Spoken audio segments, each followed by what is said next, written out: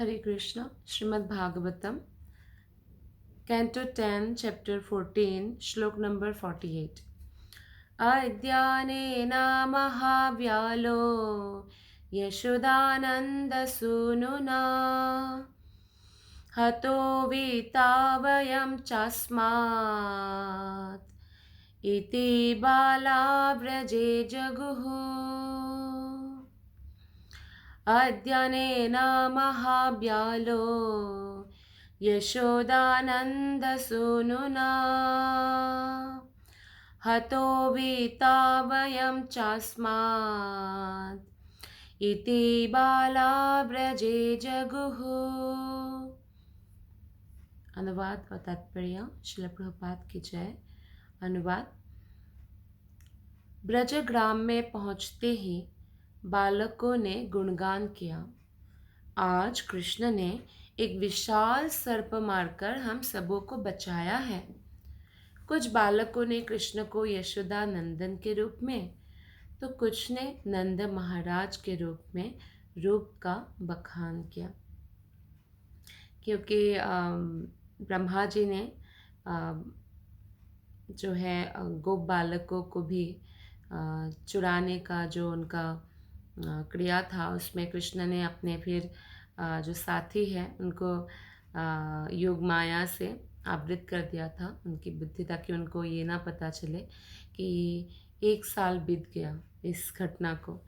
तो इसलिए उनको ऐसा लग रहा है कि आधा क्षण में ही कृष्ण आ गए और अभी तो हमने जो है एक कोड़ भी नहीं खाया था। तो फिर वो लोग वापस आते तो ऐसे ही सोचते हैं कि आज की बात है, आज ही अघासुर को मारा है कृष्ण ने।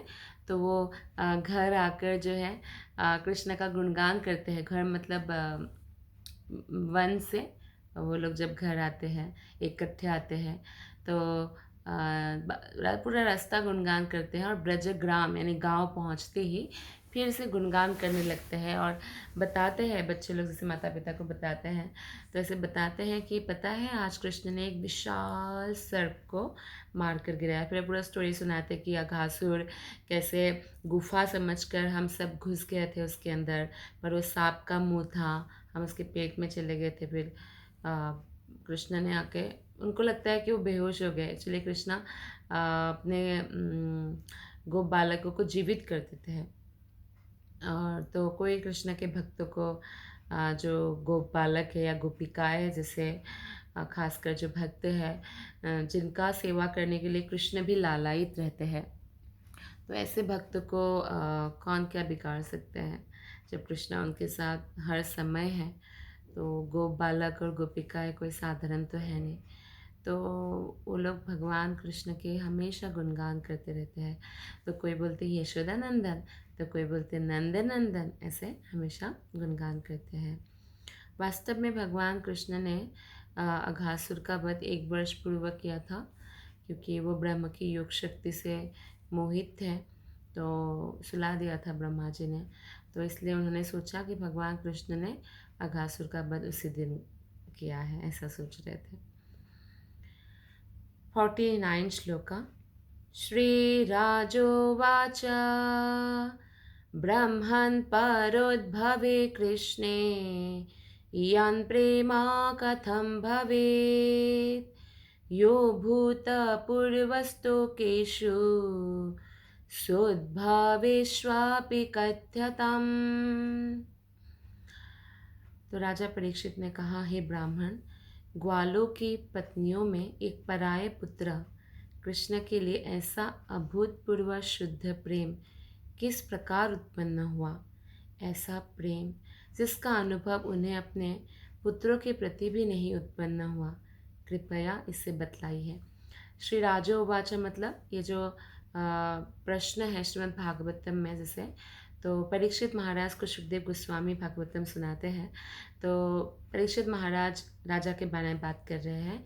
तो 7 दिन के अंदर अंदर तक्षक उनको दंशन करेंगे, ऐसा अभिशाप दिया था एक मुनि के पुत्र ने। तो वो इसलिए गंगा तट पर भागवतम सुन रहे तो प्रश्न पूछते हैं, और ये बहुत ही आश्चर्यजनक है कि जो भौतिक जगत के व्यक्ति है वो ही और भौतिकता में है वो ये समझ नहीं सकता कि ब्रज भूमि में जितने भी माता पिता हैं वो अपने पुत्र से भी ज़्यादा प्रेम कृष्ण से करते हैं। कृष्ण से जितना प्रेम करते हैं उतना अपने पुत्र से भी नहीं करते। क्या भौतिक जगत में ऐसा होता है?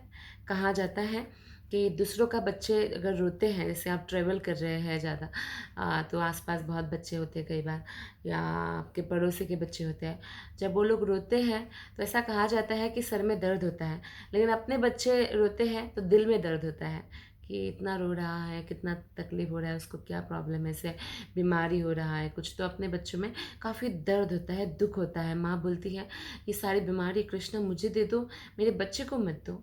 तो ऐसा प्रेम होता है ना अपने बच्चे से, जिगर का टुकड़ा है। जैसे हर समय माता पिता मेडिटेशन करते हैं अपने बच्चों के बारे में कि क्या सही है, क्या नहीं सही है, क्या करना है, क्या नहीं करना है।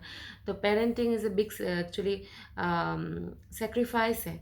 तो वो लोग अपना खुशी सेक्रीफाइस करके, अपना टाइम सेक्रीफाइस करके बच्चों को बहुत समय देते हैं, क्योंकि वो बच्चा इतना अजीज़ होता है, प्रिय होता है। लेकिन ऐसा ही प्रेम दूसरों के बच्चे के प्रति नहीं होता है। जैसे फॉर एग्ज़ाम्पल आजकल बहुत सारे कलयुग में ऐसा होता है, अकाल मृत्यु को प्राप्त होते हैं लोग।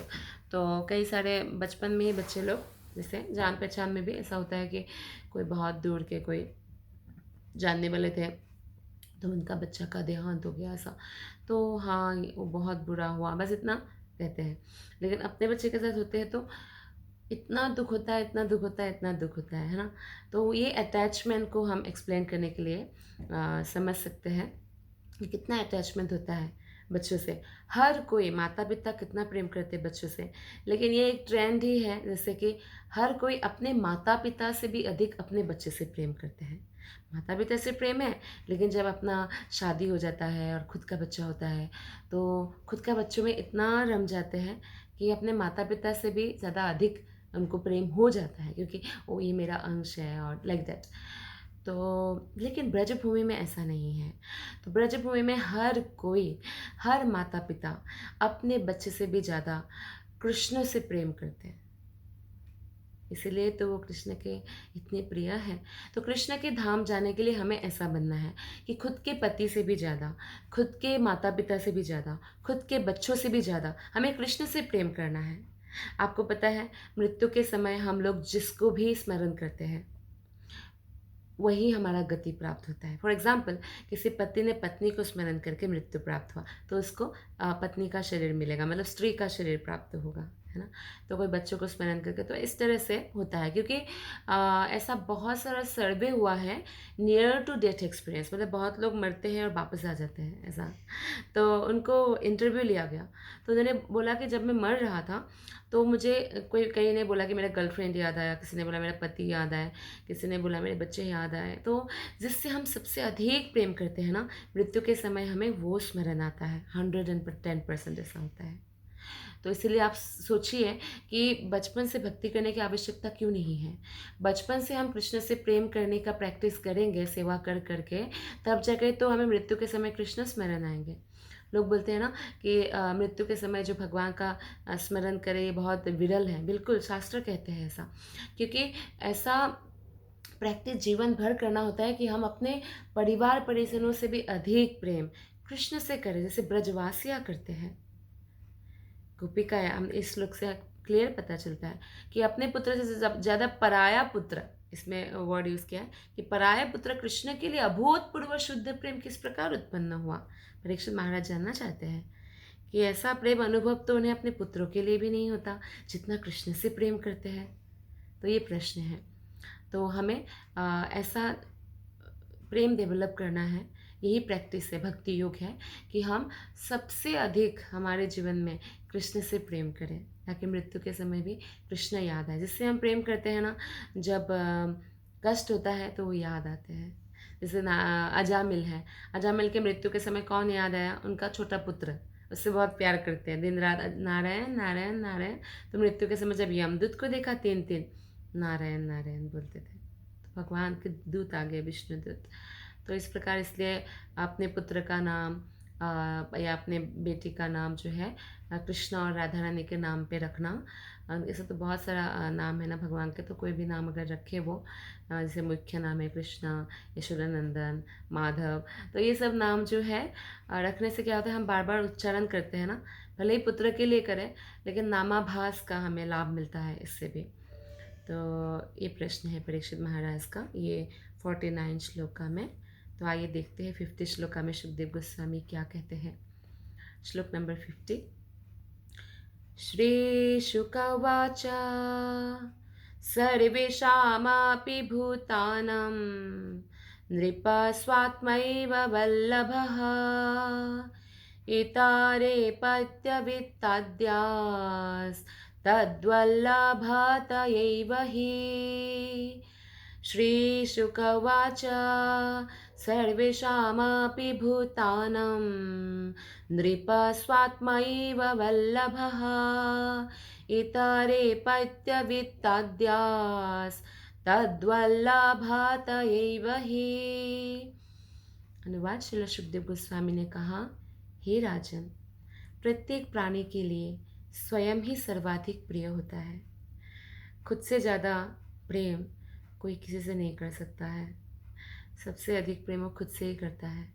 इसलिए जब बुढ़ापे में मान लीजिए ज़िंदगी भर बच्चे से प्रेम किया, बुढ़ापे में बच्चा ने थोड़ा दुख दिया, खुद को बहुत दुख होता है, क्यों मुझे दुख दिया, क्योंकि हम खुद से बहुत प्रेम करते हैं ना। इसलिए आप अगर, जैसे बंदर भी अपने बच्चों को बहुत प्रेम करते हैं, लेकिन कुआं में अगर आप बंदर और बंदर की जैसे मम्मी है और बच्चा है, दोनों को अगर किसी ने गिरा दिया तो आप देखेंगे कि जो माँ है वो बच्चों को दबा के ऊपर उठने का प्रयास करती है।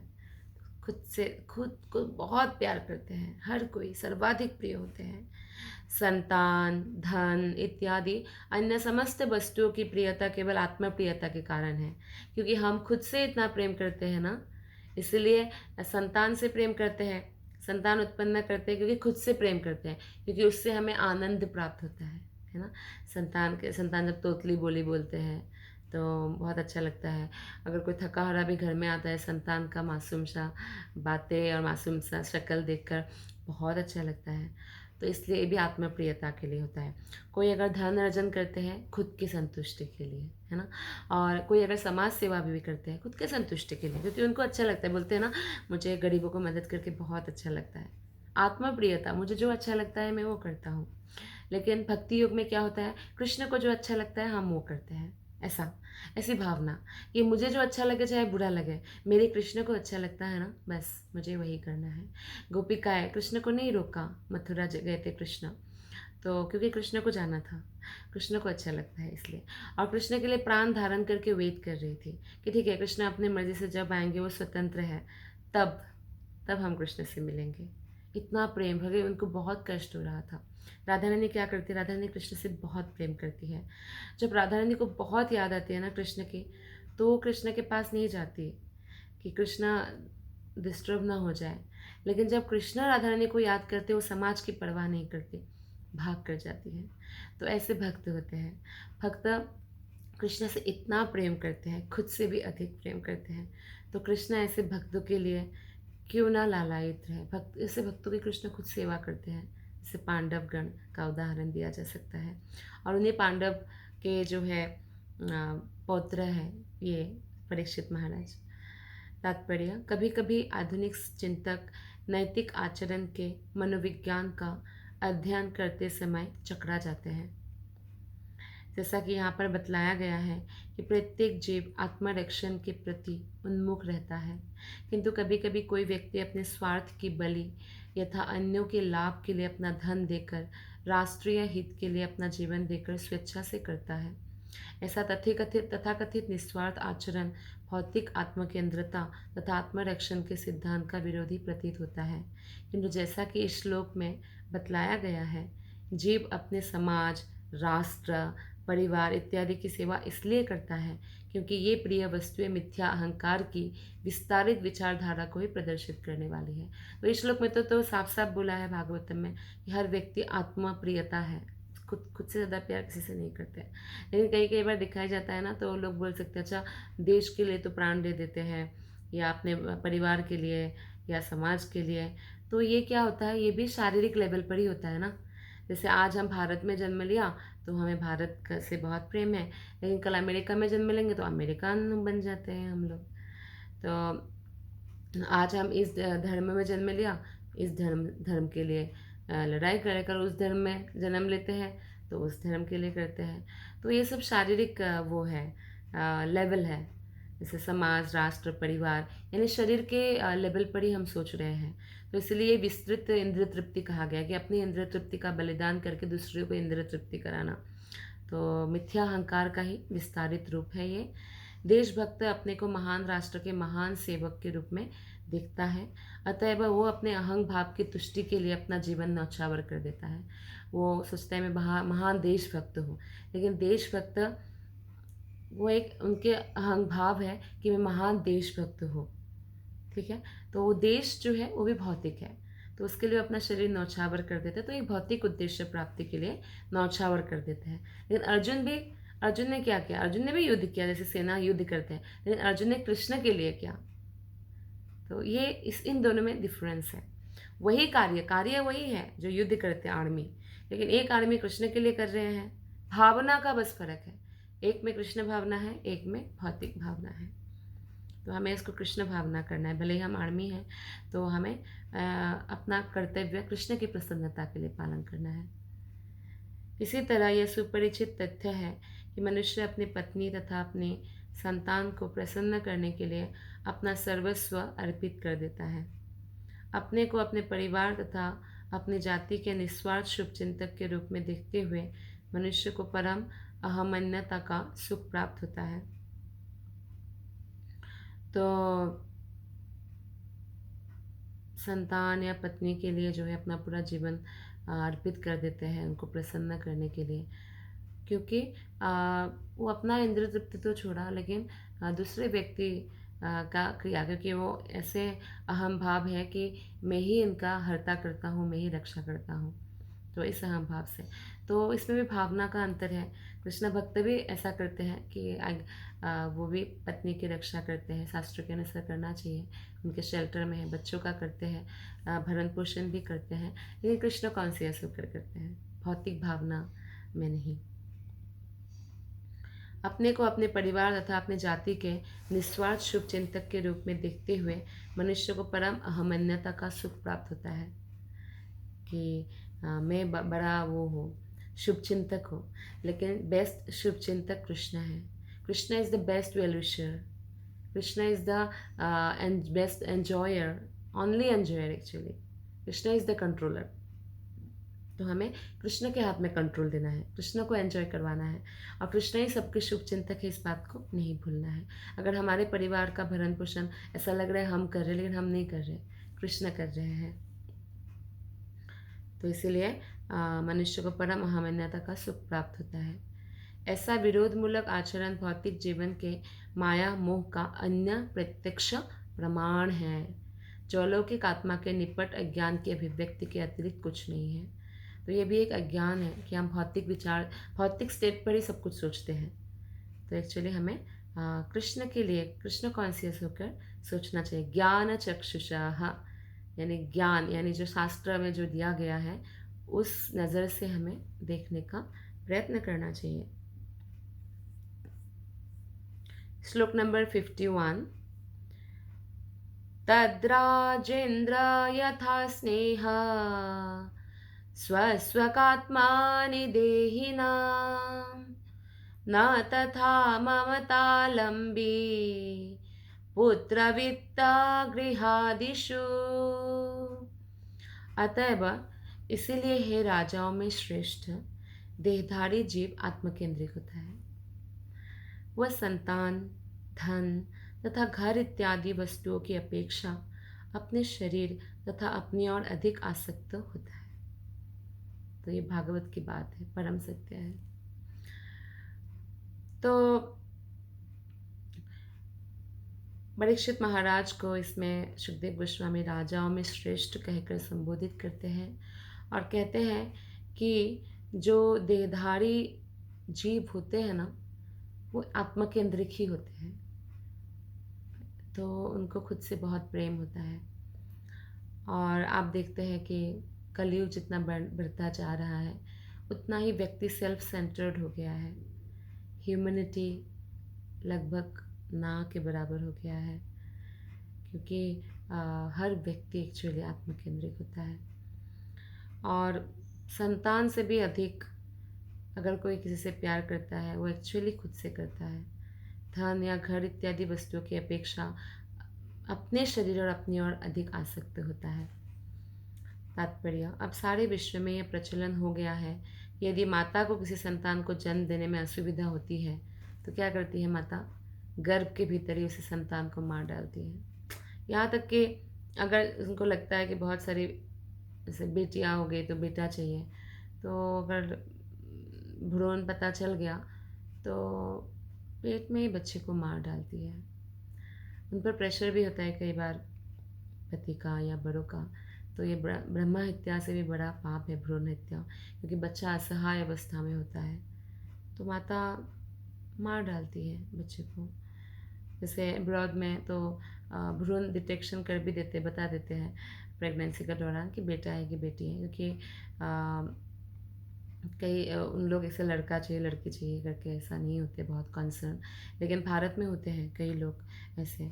और अगर नहीं भी है, बाहर के देशों में भी अगर मान लीजिए किसी माता को थोड़ा बहुत असुविधा हुआ जन्म देने में, तो पेट में ही अगर जैसे फॉर एग्ज़ाम्पल आजकल तो बहुत अवैध यौन संबंध है पूरे विश्व में है, तो अगर प्रेग्नेंट हो गई जो गर्ल है तो वो पेट में ही मार देती है बच्चे को। जैसे एक इसमें जोक है कि डॉक्टर बोलते हैं एक लेडी से, तो बोलते हैं कि मिसेस नेहा गुड न्यूज़ है। तो वो लेडी कहती है क्या गुड न्यूज़ है डॉक्टर? तो बोलते हैं Mrs Neha you are pregnant. तो बोलते हैं please don't call me Mrs Neha, I am Miss Neha. तो बोलते हैं ओ देन बैड न्यूज़ है। मतलब पहले डॉक्टर बोलते हैं मिसेस नेहा एक गुड न्यूज़ है, तो मिसेस नेहा तो नेहा कहती है नहीं don't call me Mrs, I am Miss Neha. तो बोलते वो फिर आपके लिए बैड न्यूज़ है, यू आर प्रेग्नेंट। क्योंकि समाज स्वीकार नहीं करेंगे तो क्या करते हैं, पेट में ही मार देते हैं। और बहुत लोग जो है विवाह के बाद भी उनको एक ही बच्चा चाहिए, तो दूसरा बच्चा पेट में आ गया तो मार देते हैं, या दूसरा बच्चा दो ही बच्चा चाहिए तीसरा बच्चा आ गया तो मार देते हैं कितने ही लोग। तो यही बात है कि आत्मकेंद्रित है, एक्चुअली खुद से प्रेम करते हैं। ऐसा अगर उनको होता है कि बच्चे से प्रेम करते हैं तो ऐसे थोड़ी मारते हैं। तो यहाँ पे जैसे एक बार एक डॉक्टर बहुत बुद्धिमान था, तो एक माता पिता गए और बोला कि हमारा ऑलरेडी एक बेटा है तो हमें और बच्चा नहीं चाहिए, तो अभी एक आया है हमारे गर्भ में तो इसको साफ करना है।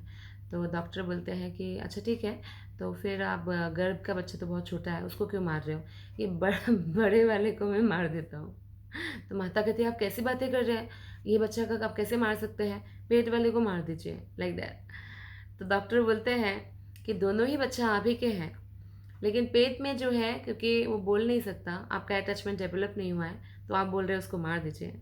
और जो बाहर है क्योंकि उसने बोला है खेला है आपके साथ तो आपका अटैचमेंट डेवलप हो गया है, तो आप उसको नहीं मार रहे। तो ये बहुत बड़ी प्रॉब्लम है, लेकिन भक्त ऐसा कभी भी नहीं करते, कभी भी वो भ्रूण हत्या जैसे पाप में नहीं भागीदार बनते। इसी तरह जैसे गो हत्या में या किसी भी प्रकार की हत्या में, भले ही पशु हत्या हो, वो कभी भी ऐसा हत्या नहीं करते। इसी तरह बड़े होने पर संतानें अपनी सुविधा के लिए जो वृद्ध माता पिता हैं अपने घर में नहीं रखते, क्योंकि बहुत टेक केयर की ज़रूरत होती है ना, आत्मा केंद्रित होते हैं ना, हमारा लाइफ, हमारा कंफर्टेबल लाइफ, हमारा पर्सनल स्पेस, तो वृद्धाश्रम में भेज देते हैं। तो ये तथा अन्य सैकड़ों उदाहरण ये सिद्ध करते हैं कि लोग सामान्यतः अपने शरीर और अपनी ओर अधिक अनुरक्त रहते हैं, क्योंकि ये अहंग भाव के सूचक है, जबकि परिवार तथा अन्य वस्तुएं ममत्व का सूचक है। मतलब परिवार और अपना जो बाकी वस्तुएं बोलते हैं मेरा है ममत्व, और अपने शरीर के लिए अहंग भाव, मैं हूँ तो मैं ज़्यादा इम्पॉर्टेंट हूँ किसी और चीज़ से। तो यद्यपि बद्धजीव अपने समाज परिवार इत्यादि के प्रति प्रेम पर बहुत गर्व का अनुभव करते हैं, किंतु वास्तविकता तो यह है कि प्रत्येक बद्ध आत्मा स्थूल या सूक्ष्म स्वार्थ के स्तर पर ही कर्म करता है। तो स्थूल और सूक्ष्म स्वार्थ, स्थूल मतलब पृथ्वी जल अग्नि वायु आकाश से बना हुआ जो हमारा ये शरीर है, तो हम उसको बहुत पसंद करते हैं। और सूक्ष्म शरीर मन बुद्धि अहंकार, कोई अहंकार को ठेस पहुंचाता है तो बहुत कष्ट होता है, मन का नहीं किया तो कष्ट होता है ना। तो इस प्रकार से तो श्लोक नंबर 52। देहात्मावादिनं पुंसाम् अपि राजन्न सत्तमा यथा देहा प्रियतमास् तथा न ह्यनुये च तम्। हे राजाओं में श्रेष्ठ, जो लोग शरीर को ही अपना सर्वस्व मानते हैं, उनके लिए वे वस्तुएं जिनका महत्व शरीर के लिए होता है कभी भी शरीर जितनी प्रिय नहीं होती। तो भौतिकतावादी जो व्यक्ति होते हैं वो शरीर को ही सर्वस्व मानते हैं। वो आत्मा का कितना भी फिलॉसफी आप उनको सुनाइए नहीं समझेंगे, क्योंकि भक्ति में नहीं है। तो क्या करता है कि उनके लिए शरीर से रिलेटेड वस्तुएं बहुत महत्व रखते हैं, लेकिन फिर भी शरीर से ज़्यादा महत्व नहीं रखता है ना। शरीर से रिलेटेड जैसे है संतानें हैं, घर है, धन है, लेकिन शरीर ज़्यादा महत्वपूर्ण है, तो वो ज़्यादा उनको प्रिय होता है। तो यही इस श्लोक में बताया गया है, इन श्लोकों में भी, कि खुद को हम ज़्यादा प्रेम करते हैं किसी अन्य चीज़ से। धन्यवाद। हरे कृष्णा।